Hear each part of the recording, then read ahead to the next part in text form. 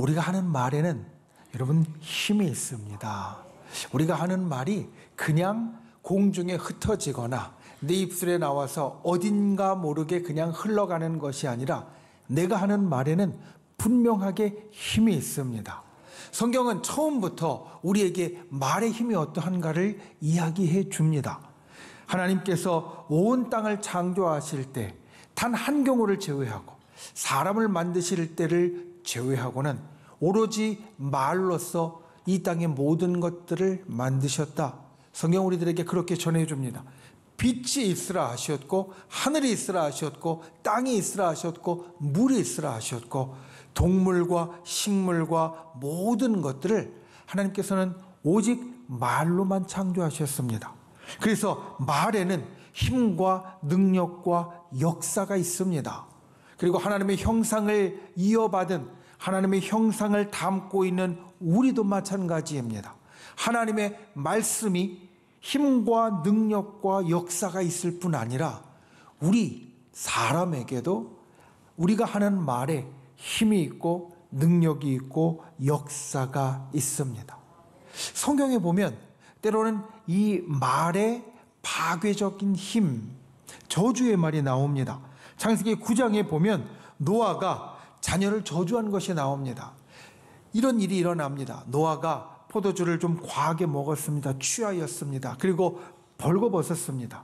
그런데 가나안의 아버지 함, 노아의 둘째 아들이 그 아버지의 벌거벗은 모습을 보고 형제에게 가서 알립니다. 이릅니다. 그러자 그 형과 그의 동생 셈과 야벳이 옷을 가져다가 아버지를 덮어서 그 부끄러움을 가려주었던 이야기가 나옵니다. 노아가 술에서 깼습니다. 그리고 나서 창세기 9장 26절과 17절에 보면 이렇게 말합니다. 가나안은 셈의 종이 되고 하나님이 야벳을 장대하게 하사 셈의 장막에 거하게 하시고 가나안은 그의 종이 되게 하시기를 원한다. 저주와 축복이 함께 있는 말이고 그대로 되었습니다. 둘째 아들인데 막내인 야벳보다 못하게 되었고 그의 종이 되었다라는 겁니다. 여러분, 저주의 말은 파괴적인 힘을 갖습니다. 저주의 말을 하면 듣는 사람의 마음에 먼저 파괴적인 역사가 일어납니다. 그 말을 듣는 사람의 마음이 힘들어지고요, 마음이 흩어지게 됩니다. 그리고 나서 그의 삶에도 실제로 그와 같은 일이 일어납니다. 그냥 마음만 힘든 것이 아니라 삶에도 영향을 주어서 그 저주가 이루어지는 일들이 나타나게 된다라는 겁니다. 그런데 이 저주의 반대가 되는 말, 축복입니다. 저주가 파괴적인 힘을 갖고 있다면 축복은 생명의 힘을 갖고 있습니다.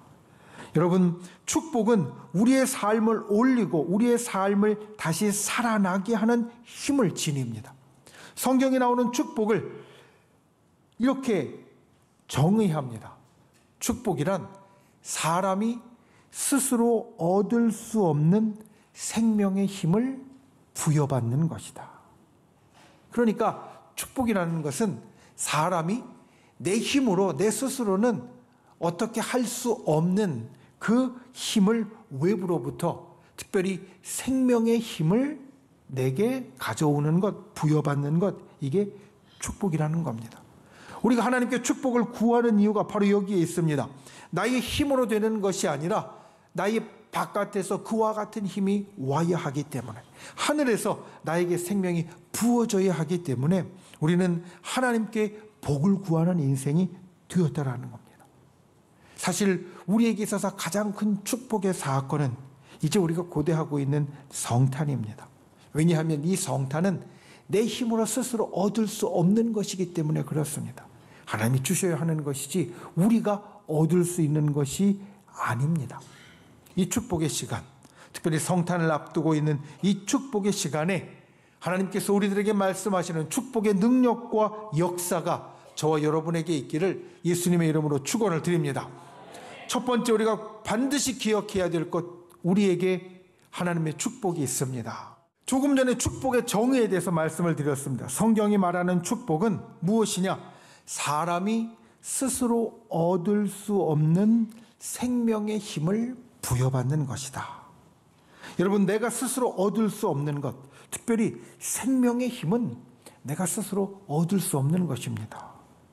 나의 생명을 더 살리고 나의 생명을 더 올리는 그 힘이 바로 축복이라는 말입니다. 성경은 처음부터 그것을 우리들에게 이야기합니다. 이 땅의 생명이 제일 처음 탄생하게 된 것, 스스로 되어지는 것이나 다르게 되어지는 것이 아니라 창조주 하나님께서 주신 축복이었습니다. 우리가 구원받는 것도 마찬가지입니다. 구원이라는 것은 죽을 생명을 건져내 살리는 것인데, 사람은 태어날 때부터 죽음을 향하여 나아가는 존재입니다. 여러분, 이제 올 한 해가 지나가면서 우리가 한 살을 더 먹습니다. 나의 살아온 날들이 더하여집니다. 그런데 이것을 반대로 말하면 내가 죽을 날이 가까워졌다는 말입니다. 이 세상에 태어나는 순간부터 인간은 죽음을 향하여 나아갈 수밖에 없고 그 길을 돌이킬 수 없습니다. 인간은 스스로의 힘으로 구원할 수 없습니다. 특별히 그 가운데에서 일어나는 죄의 힘과 죄의 결과에서 벗어날 수 없습니다. 그러니 우리를 태어나면서 죽음으로 가는 그 길과 힘에서 벗어나게 하고 되돌리려면 나의 힘으로 되지 않고 외부에서 그 힘이 주어져야 합니다. 주님이 우리에게 그 힘을 주십니다. 주님이 주님의 생명을 우리를 위하여 내어주심으로 우리에게 생명을 주셨고 우리에게 구원을 선포하셨습니다. 그러니 우리가 구원받는 것은 구원자 하나님이 우리에게 주시는 축복입니다. 영생과 천국도 마찬가지입니다. 인간이 오래전부터 꿈꾸었던 것, 낙원에서 영원히 사는 것입니다. 그런데 이것이 인간의 힘으로 되어지는 것이 아닙니다. 사실 사람들은 예전부터 그것을 꿈꾸었습니다. 고대 이집트의 벽화를 보면 그 벽화에 자기가 나중에 낙원에 가서 하는 일을 들판에서 일하는 것으로 그려놓고 있습니다. 왜? 들판에서 일하는 것이 낙원에 가서 즐겁게 사는 모습이라고 그렸는가, 표현했는가? 거긴 이유가 있습니다. 그냥 죽어서도 똑같이 일한다, 이런 의미가 아닙니다. 거기에는 무슨 이유가 있느냐? 그 들판은 그냥 들판이 아닙니다. 그 들판은 신들이 사는 곳, 신들의 세계, 낙원의 세계이고 신들이 가꾸는 정원과 같은 곳입니다. 그러니까 영원히 사는 신들의 정원에서 그곳에서 자기도 같이 있으면서 일할 수 있는 것이 그들에게는 생각할 수 있는 최고의 축복이 되었었더라는 겁니다. 내가 일을 한다 할지라도 그 신들의 정원, 낙원에서 영원토록 살아가는 것, 이것이 오래전부터, 아주 옛날부터 사람들의 꿈이었고 소망이었습니다. 지금도 이것을 이루기 위하여서 과학으로 그리고 다른 기술들로 열심히 노력합니다. 그런데 이루지 못합니다. 인간이 아무리 노력한다고 해도 영생과 낙원은 이룰 수 없습니다. 영생하는 것 이룰 수 없고요. 더더군다나 낙원을 만든다는 것은 이룰 수 없는 일이 되어집니다. 그러니 이것은 영생을 가지고 있는 존재가, 낙원을 만드신 존재가 우리에게 허락해 주어야만 가능한 것이고, 천국의 주인이시며 생명의 주인이신 하나님께서 우리에게 축복해 주실 때에만 가능한 일이 되어진다는 겁니다. 여러분 기억하십시오. 축복은 하나님께서 우리에게 생명의 힘을 주시는 일입니다. 창세부터 지금까지 하나님은 우리를 축복하십니다. 창세부터 지금까지 하나님은 우리에게 생명의 힘을 부어주십니다. 부어주십니다. 여러분, 하나님은 분명히 약속을 지키십니다. 하나님은 우리를 분명히 축복하십니다.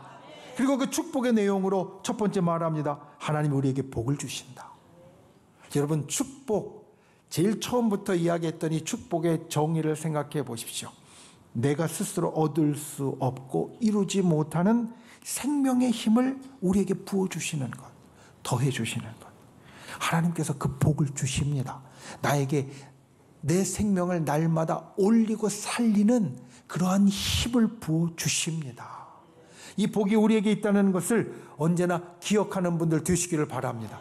지난 주간 한 청년과 이야기를 나눈 적이 있었습니다. 기도에 대해서 이야기를 하는데 이렇게 이야기를 합니다. 우리가 기도할 때 하나님의 영광을 위해서 기도하라라고 말씀하셨으니까 내가 잘 되기 원하는 기도는 이기적인 기도이고 하나님 앞에 우리가 하면 안 되는 기도가 아닌가 이야기를 하는 겁니다. 너희가 먹든지 마시든지 무엇이든 하든지 하나님의 영광을 위하여 하라라고 말씀하셨고 그의 나라와 그의 의를 구하라고 이야기하셨으니까 그 말은, 그 청년의 말은 성경에 나오는 내용으로 맞는 것입니다. 우리가 하나님의 영광을 위하여 기도하고 하나님의 영광을 구하는 것이 우리의 기도에 당연히 첫 번째가 되어야 하고 가장 중요한 것이 되어야 합니다.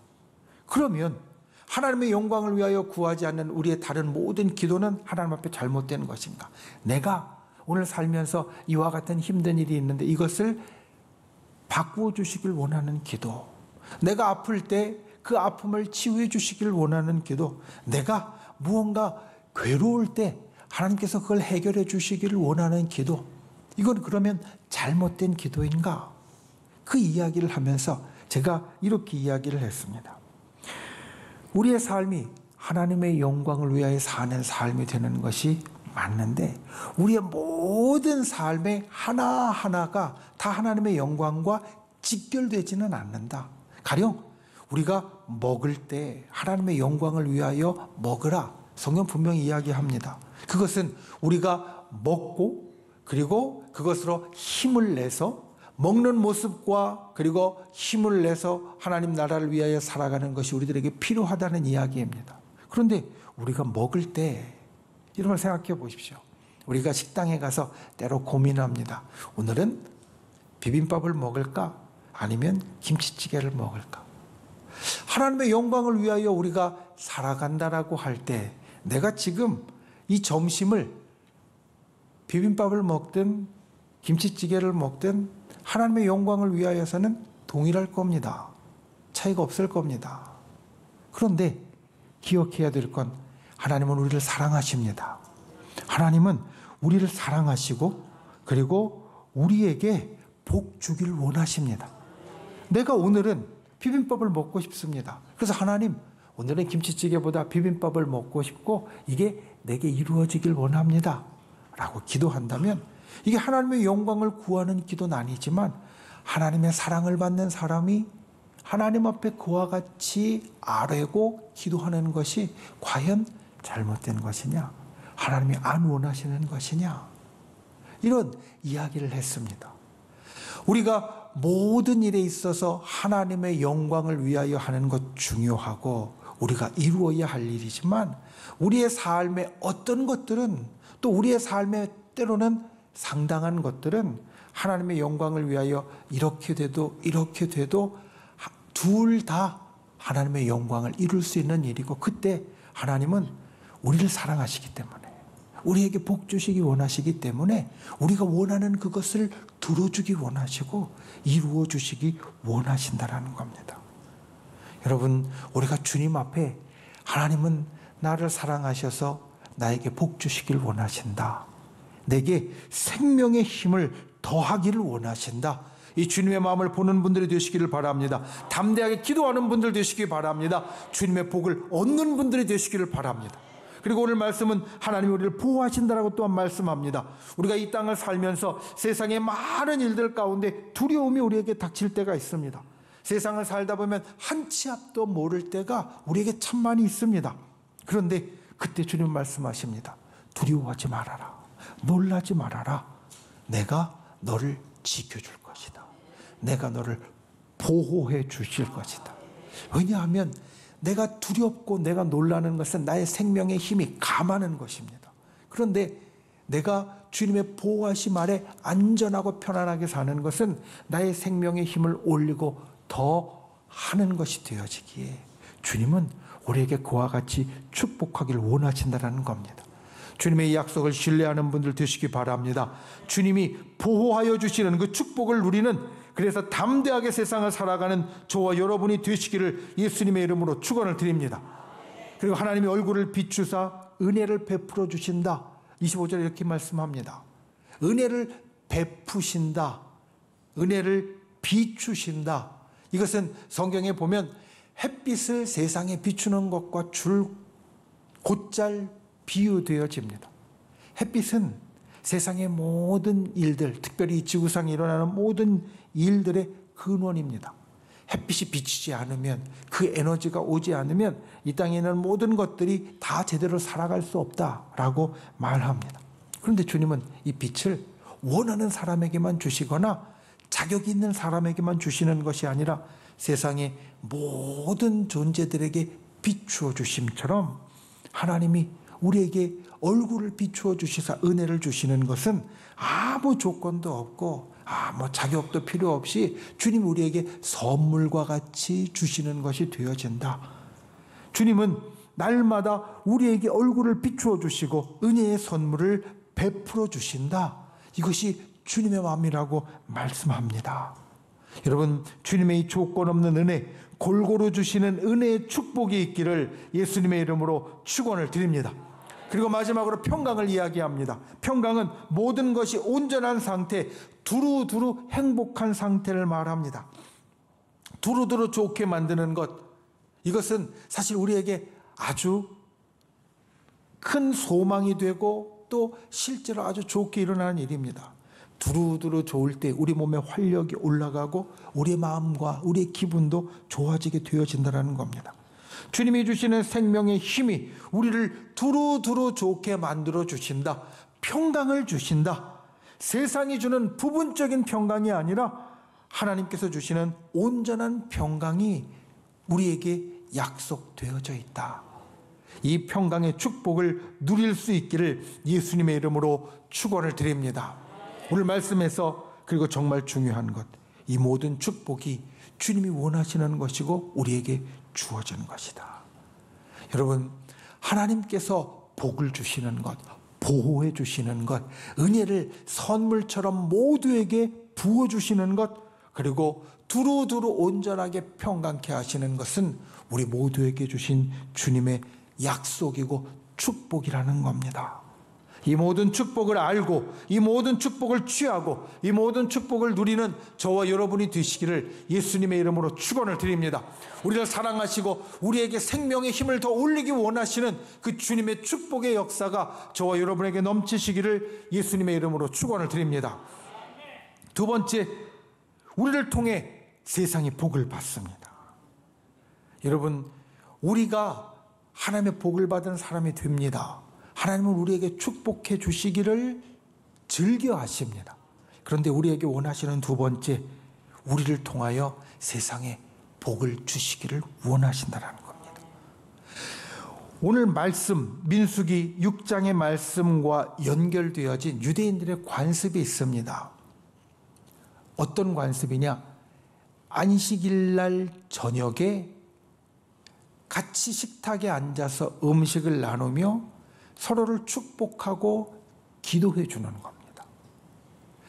안식일의 저녁, 안식일 저녁은 금요일 저녁을 말합니다. 안식일이 시작하는 그 저녁에 유대인들은 함께 식탁에 모여 앉습니다. 온 가족들이 같이 모여 앉아서 같이 음식을 나누면서 서로를 위하여서 축복해 주고 기도해 줍니다.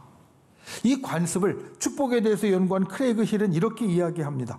현대 유대인들이 세상의 각 분야에서 두각을 나타내는 특별한 형통함의 근원이 바로 이 전통이다.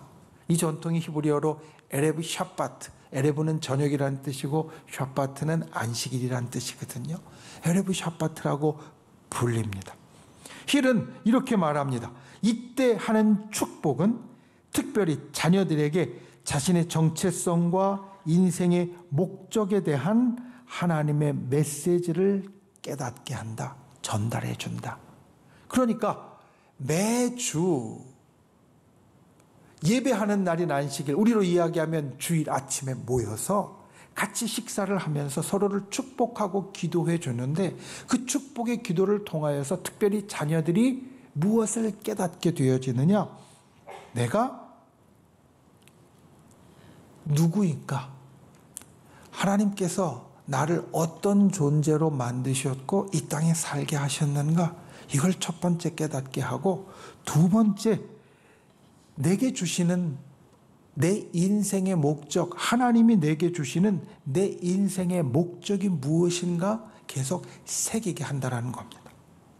하나님께서 이 땅에 축복의 존재로 만들어주신 자기 자신을 깨닫게 하고, 그리고 하나님께서 결코 허투루 우연히 이 땅에 보내신 것이 아니라 저 하늘의 뜻을 이룰 수 있도록 우리에게 주신 그 인생의 목적을 다시 한번 떠올리고 생각하게 만드는 일, 그것이 이 축복의 기도의 시간에 일어나게 되어지고, 그래서 각 분야에서 두각을 나타내는 특별한 형통함, 내가 축복의 사람이라는 것을 깨닫고 내가 이와 같은 일을 인생에 이루어야 한다는 것을 깨달으면서 그 길을 걸어가게 된다는 겁니다.